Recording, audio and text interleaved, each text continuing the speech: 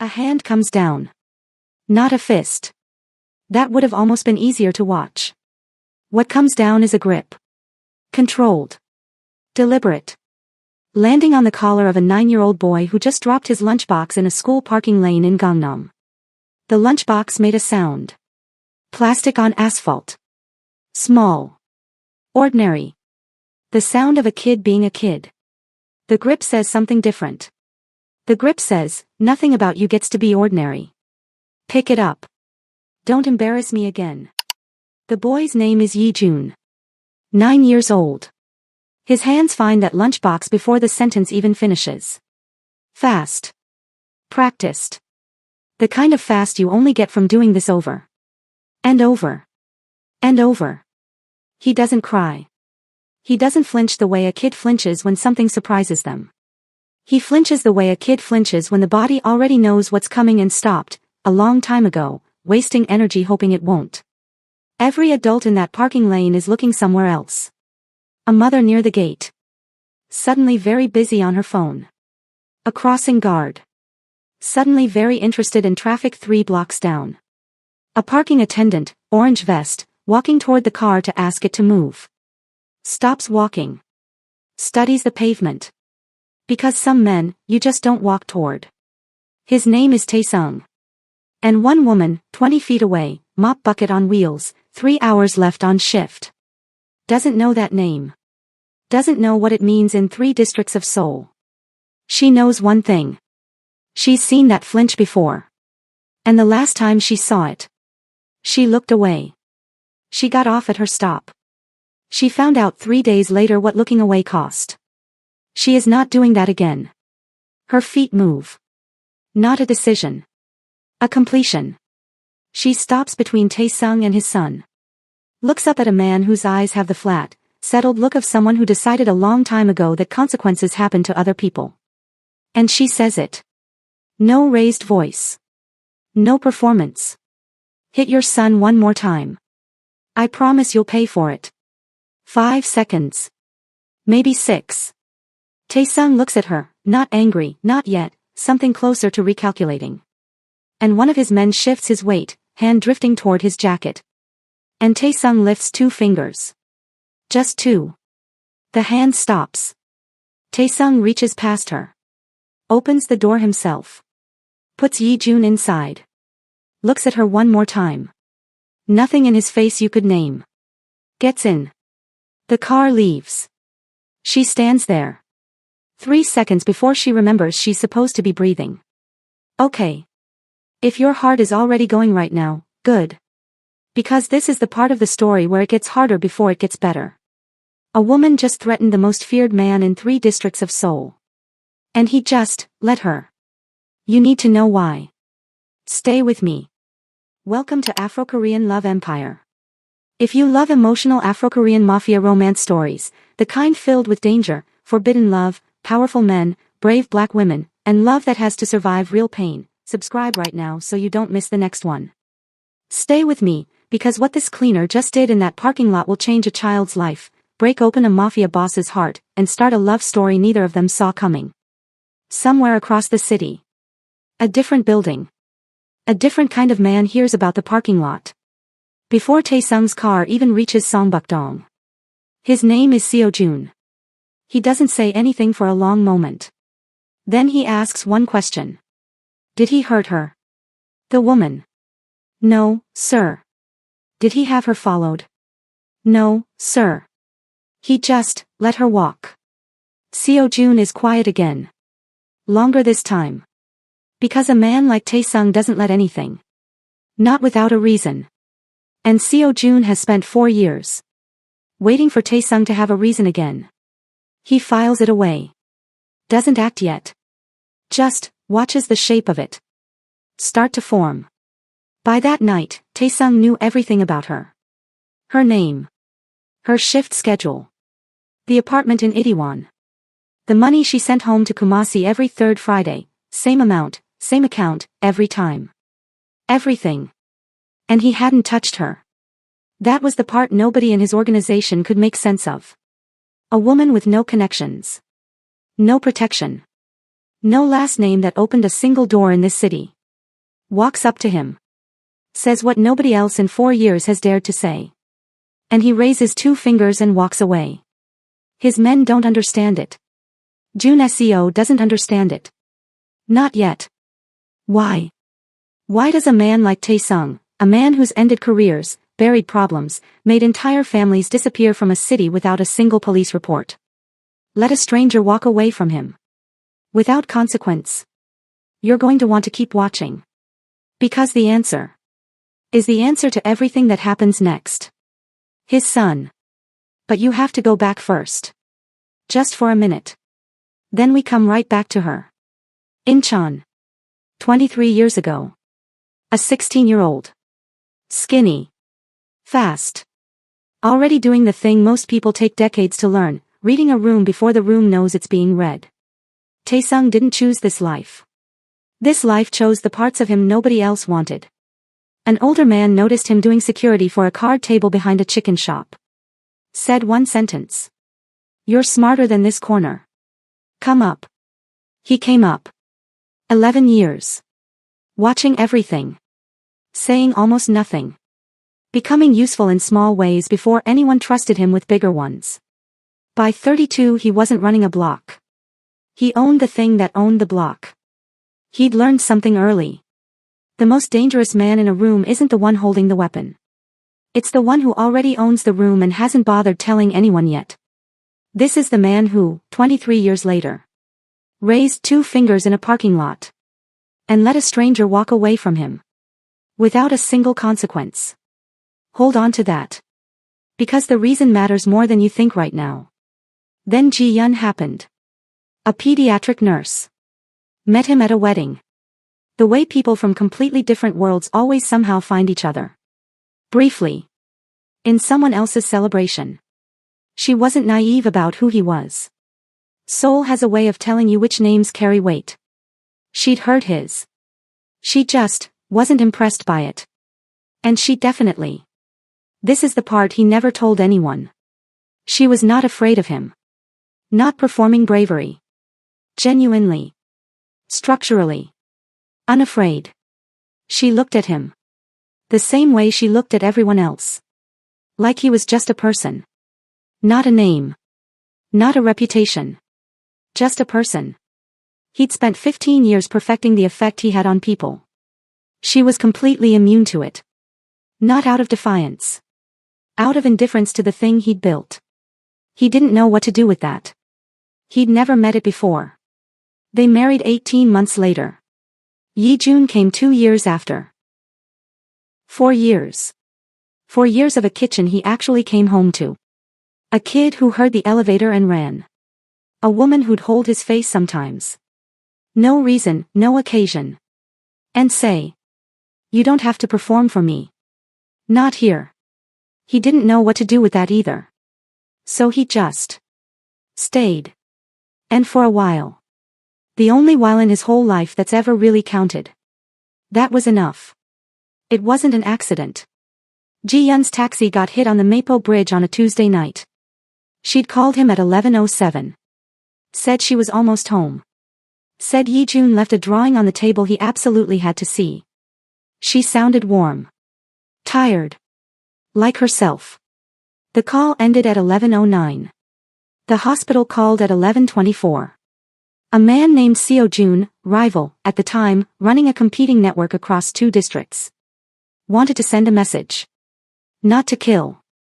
Not at first. Just to show Tae-sung the wall around his private life. Had a gap in it. The car that hit her wasn't a stranger's mistake. It was a man paid to be there. At that time. On that road. The investigation went nowhere. It always goes nowhere when the right files get made difficult. Tae-sung found out who ordered it 6 weeks after the funeral. What happened to those people? That's a different story. What's part of this story? Is what happened to him. He sealed shut. Not just angry. Sealed. The way a wound heals wrong when nobody tends it properly. From the outside in. Closing over everything. That should have been cleaned out first. He started talking to Yi-jun. The way he talked to men who owed him money. Short sentences. No softness. No room for anything to slip through. He told himself it was strength. Yi-jun was 5. He stopped drawing for a year. Stopped asking for bedtime stories. Stopped running to the door. Taesung noticed. Told himself it was grief. Told himself the boy would adjust. He wasn't lying to himself. He was just wrong. The specific way grief makes almost everyone wrong. Convinced that surviving the pain is the same thing as managing it. It's not. Not even close. Across the city. A one-room apartment 6 blocks from 81RO. Smells like fried garlic from downstairs. Window faces a wall. But a good lock. And she knows her neighbor's schedules. The nurse who leaves at 6:15. The couple who fight Tuesdays, quiet by Thursday. That combination. A lock and information. That's home. For a woman who learned to build safety. Out of knowing things. Not having things. Rebecca Mensah. 34. From Kumasi, Ghana. A nursing program she couldn't finish funding. A younger brother named Kofi who died at 19. On a road nobody official took seriously enough to investigate properly. And 4 years in Seoul. She did not spend complaining about how hard Seoul was. Even on the days it was very hard indeed. 2 cleaning contracts. Office towers in Uedo, mornings. Hanguk-jil Elementary, 3 afternoons a week. Money home, 3rd Friday. Same amount. Same account. Logged in a notebook she keeps with the discipline of someone who understands the notebook is also somehow an act of love. She's been stared at on the subway more times than she counts anymore. Had her Korean corrected. By people whose Korean was worse than hers. Asked, twice in 1 year. If she was one of the African ones. People meaning it as something other than geography. She's not fragile about it. She's also not pretending it isn't there. She just moves through this city. The way you move through a place. That wasn't built with you in mind. Alert. Precise. Unbothered by what she can't change. There's one rule. One rule she's never broken since Kofi died. She does not look away from a child who needs someone to look at them. She looked away once. A minibus in Kumasi. 8 years ago. A man gripping a boy's arm. The kind of grip that announces itself.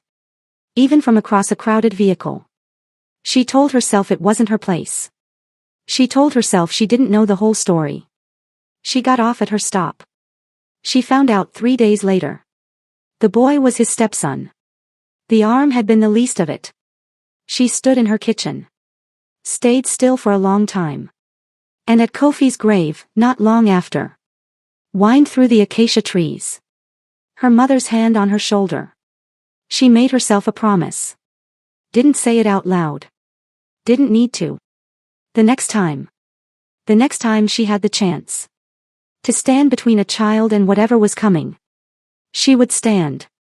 No matter who was on the other side. No matter the math. 8 years. She has not broken that promise once. Not even in a parking lot in Gangnam. Facing a man whose car cost more than 2 years of her salary. Now you understand all of it. So watch it again. Yi-jun drops the lunchbox. Small sound. Ordinary sound. Taesung's hand on the collar. Pick it up. Don't embarrass me again. Rebecca doesn't think. There's no thought. There's Kofi. There's a minibus. There's 8 years of a promise made to acacia trees and a grave in Kumasi. Her feet move. She crosses the lane. She says it. Hit your son one more time. I promise you'll pay for it. Taesung looks at her. Recalculates. Raises 2 fingers. The hand near the jacket stops. He opens the door himself. Puts Yi-jun inside. Looks at her once more. Nothing readable on his face. Gets in. Gone. 3 seconds before she remembers to breathe. By evening, Jun Seo. 15 years of service, never asked twice for anything. Has a folder on the passenger seat. Rebecca Mensah. 34. Visa current. No criminal record. Not even a parking citation. No debts. No family in country. Remittances, consistent. Same Friday. Same amount. Every month. Like clockwork. There is nothing in this folder. That's the most important thing about it. Nothing to use. Nothing to threaten. Nothing to pull. A man whose entire world runs on leverage. Just discovered. He has no lever. Taesung reads it twice. Kitchen counter. 11 p.m. Yijun asleep down the hall. Closes it. Doesn't open it again. Calls Jun So. Find her shift schedule at the school. Half-second pause. And then. That's all. He shows up 3 days later. Tells the school he wants to discuss Yijun's assessment results. Not exactly a lie. Not exactly the truth either. Finds the hallway she works. She comes around the corner with a mop handle. Stops. 8 feet away. Same suit. Hands folded. Waiting. Mr. Kong. Not warm. Not hostile. The tone of a woman who's already decided. She isn't performing fear for this. Rebecca Mensah. I know my own name. A beat. I came to apologize. The words move through his mouth. Like something he hasn't used in a long time. For yesterday. What you saw won't happen again. She studies him. Longer than's comfortable for most people. I'll believe that when I see it. Not because you told me. She picks up the bucket. Walks past him. Doesn't look back. He stands in that hallway alone. For a moment longer than it needs. Something in his jaw. Usually clenched tight enough to leave a mark. Goes loose. 3 days after that. A letter. No sender name. The Songbukdong address says enough. Private household position. 3 times what she earns now. She almost throws it away. Then she thinks about Yijun's hands. How fast they found that lunchbox. How his shoulders never quite dropped back down. Didn't return to normal. Because for him, the threat never fully passes. It's just the air he breathes. She takes the offer. Not the salary. Not the housing. Not him. For a 9-year-old. Who flinches like he's been practicing since he was 5. The house in Songbukdong is the kind of place that ends up in magazines. Quiet luxury. Glass walls. Dark oak floors that amplify every silence. A kitchen that produces perfect meals. From a cook nobody talks to directly. Rules in this house nobody wrote down. Everyone knows them anyway. Yijun's toys. Lined up in a perfect row. Not played with. Arranged. The geometry of a kid. Who needs the world predictable? Because the unpredictable parts tend to come from his father's direction. A drawing inside his wardrobe door. Almost hidden. 3 figures. The tallest one has something drawn around her head. Looks like the photo on the hall table downstairs. A staff member who apologizes. Before every single sentence. A boy who waits. To be told it's okay. To sit at his own kitchen table. Rebecca takes it all in. Says nothing yet. Learns the shape of the damage. The way you learn a dark room. Slowly. By what you keep running into. She doesn't push. Day 1. Rice porridge. No announcement. No instruction. He eats every bite. Says nothing. She counts that as a win. Day 3. 11 p.m. He's standing in the hallway. Not crying. Not walking. Just standing. She sits on the floor against the wall. I can't sleep sometimes either.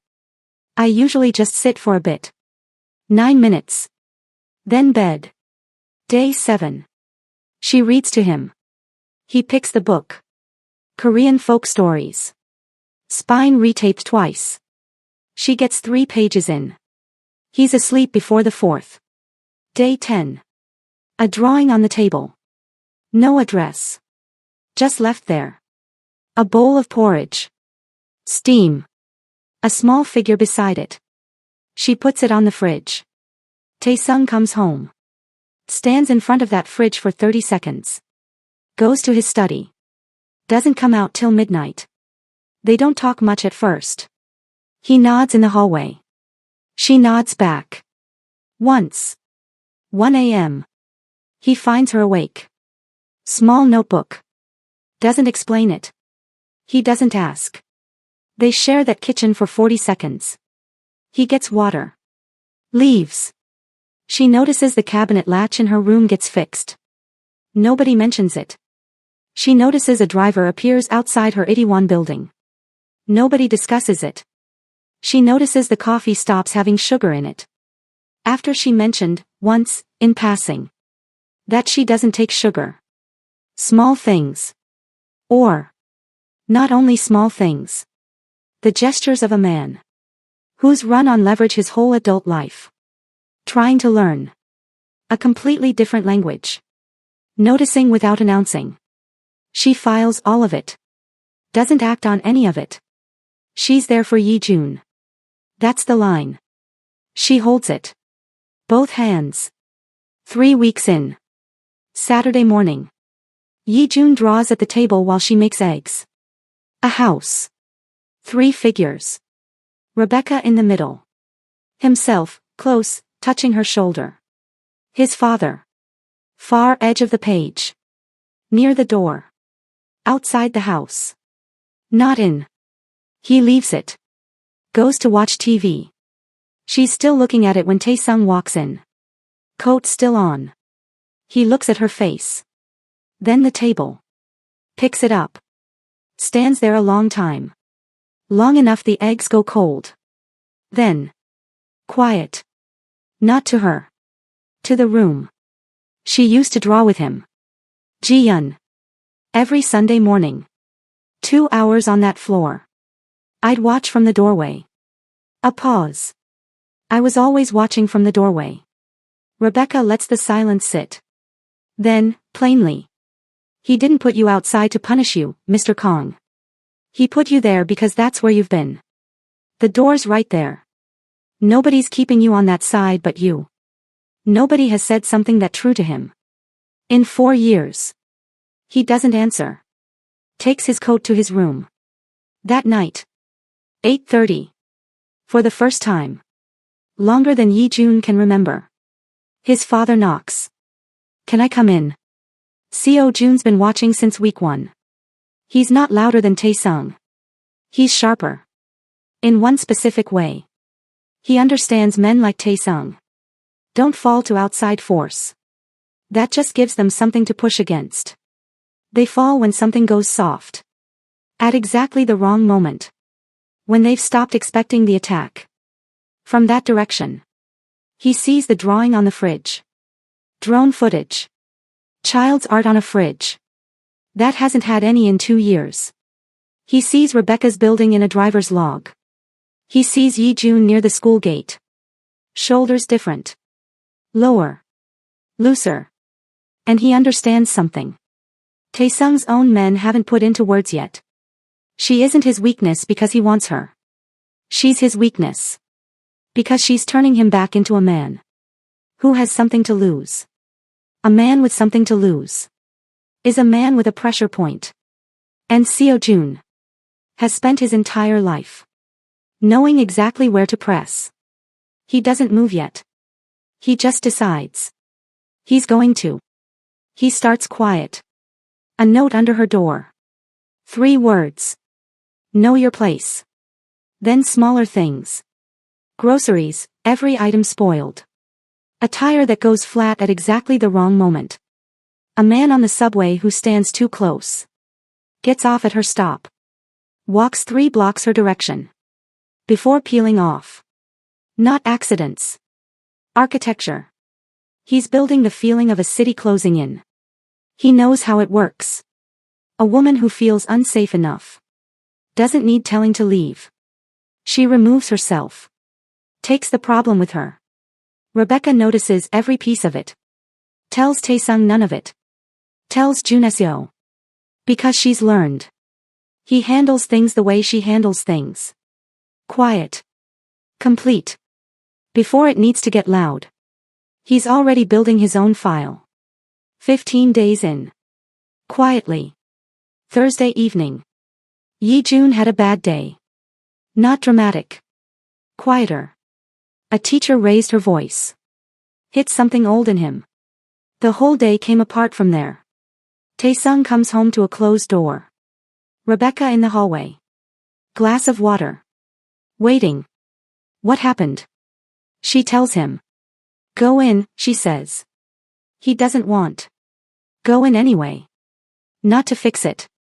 Just to be there. That's all he needs. What if I say the wrong thing? Then you say the wrong thing.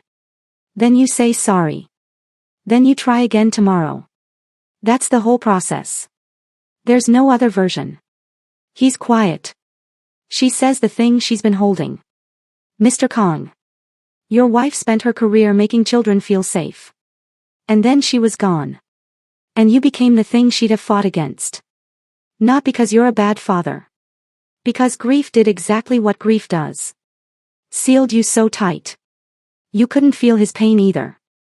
She wouldn't want this for him. I think you know that. I think that's what you can't live with. The hallway is very quiet. He puts his hand on the door. Opens it. Goes inside. An hour and 40 minutes later. Eyes red.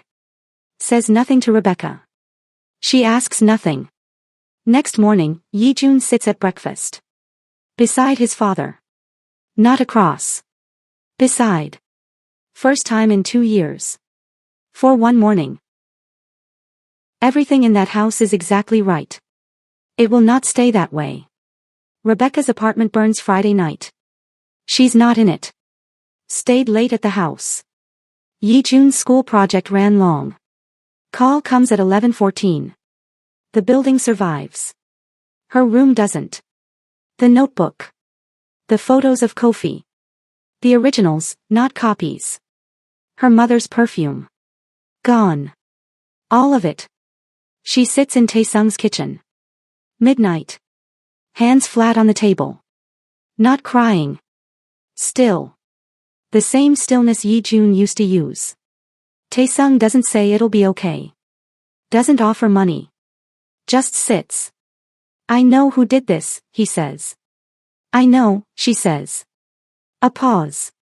Are you safe? She looks at her hands. I was in your house when it happened. Kofi died because nobody stood between him and what was coming. I'm not running. But I need to know. If I stay. You handle this the right way.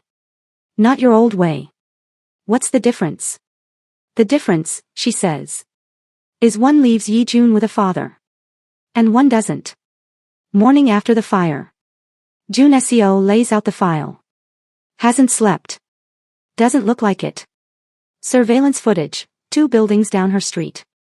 The shell account for the groceries, traced.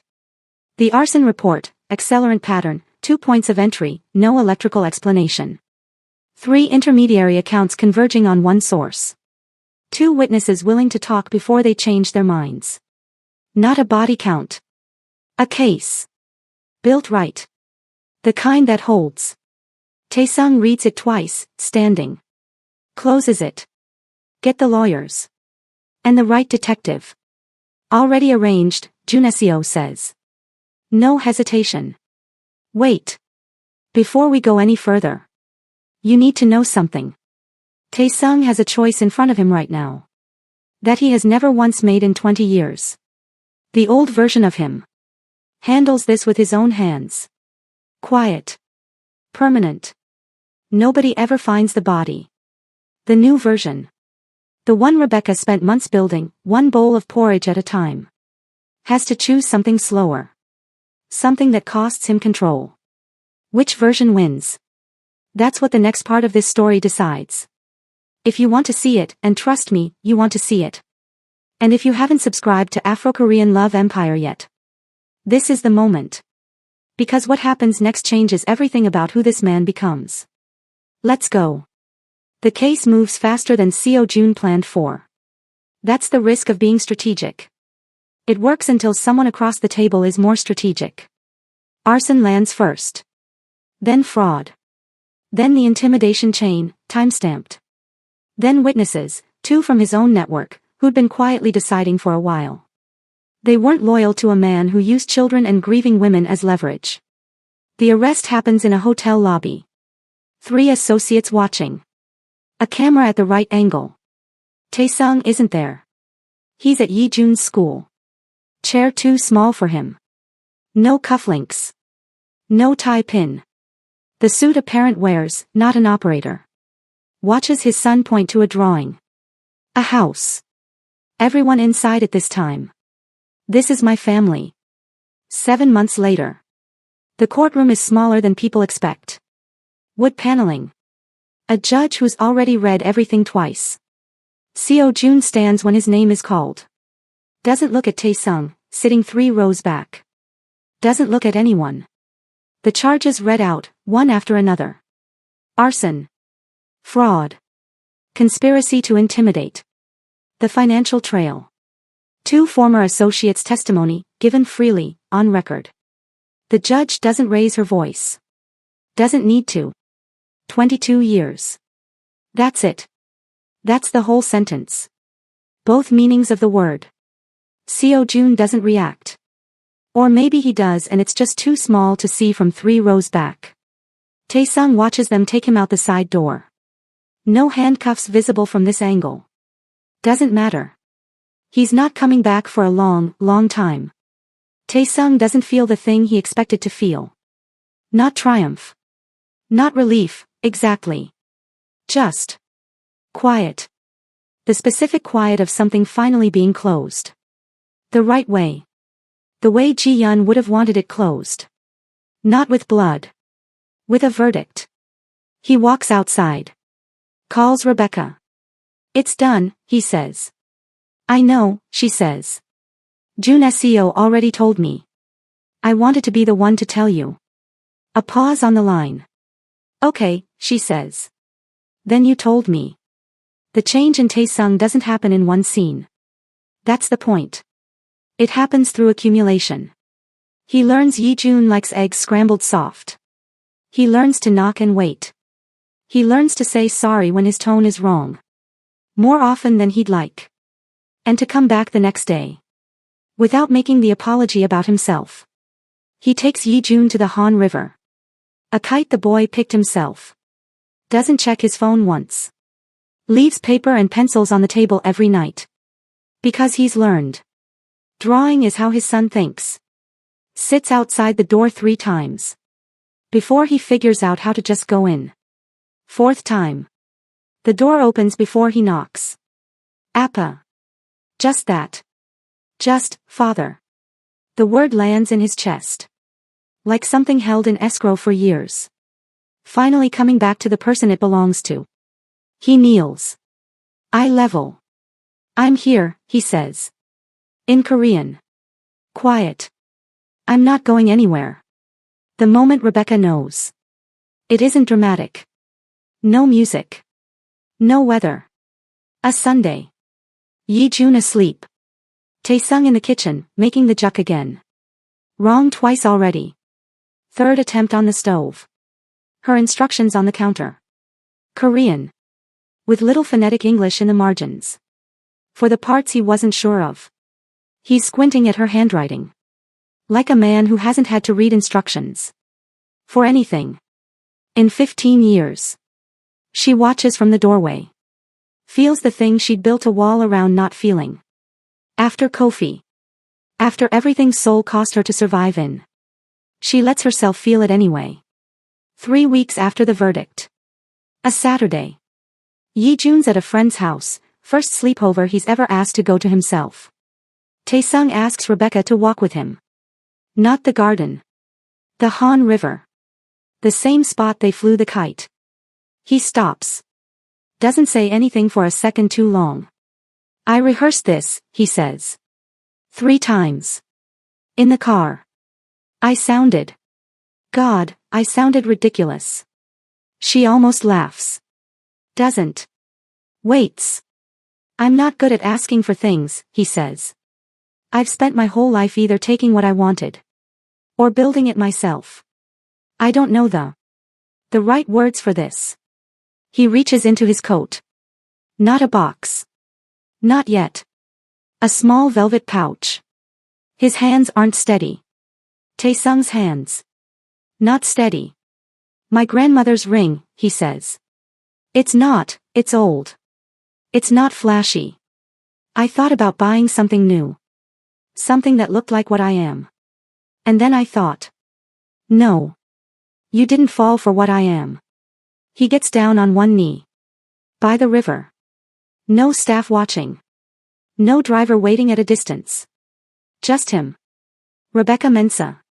You told me the truth. When nobody else would. You stayed. When staying cost you something. You earned this family. Before I even knew how to ask you to be part of it. I'm asking now. Marry me.